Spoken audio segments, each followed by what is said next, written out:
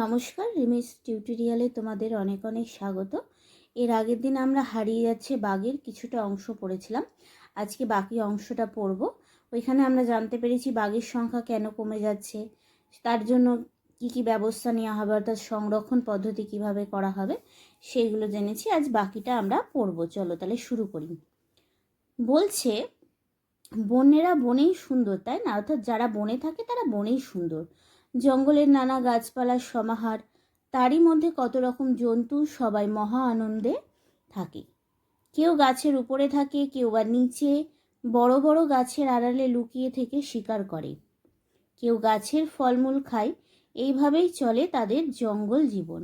এমন সময় যদি আমরা জঙ্গলের গাছপালা কাটি, নিজেদের বাড়ি বানাই, জঙ্গল সাফ করি, তাহলে ওরা থাকবে কোথায়?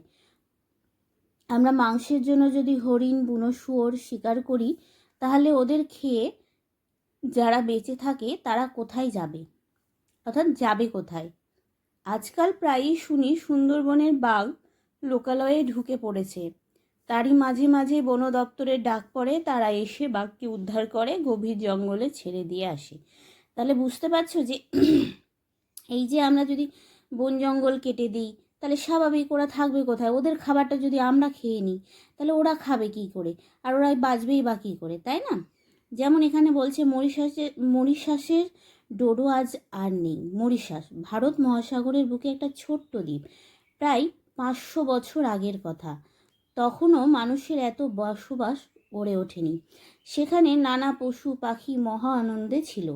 তার মধ্যে হাঁসের মতো দেখতে একরকম পাখি ছিল, নাম ছিল ডোডো। অর্থাৎ বিদেশি জাহাজ এসে ভিড়ল। হঠাৎ বিদেশি জাহাজ এসে ভিড়ল, এলো প্রচুর মানুষ, তার সঙ্গে এলো প্রচুর বিড়াল, ইঁদুর, কুকুর, বানরের দল। শুরু হলো ডোডো মারার পালা। আস্তে আস্তে হারিয়ে গেল তারা। তাহলে বুঝতে পারছো কী করে ডোডো পাখি হারিয়ে গেল, তাই তো?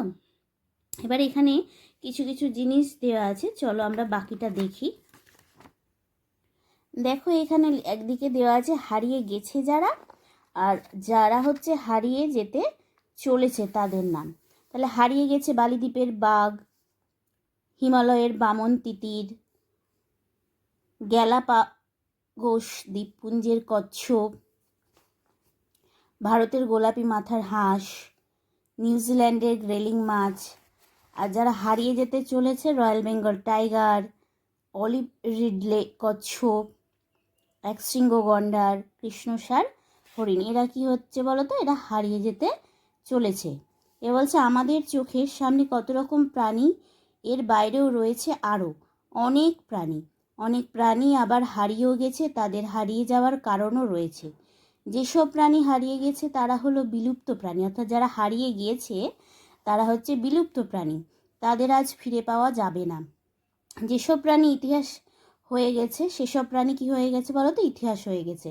আমাদের চারপাশেও এমন বেশ কিছু প্রাণী রয়েছে যাদের সংখ্যা কমে যাচ্ছে।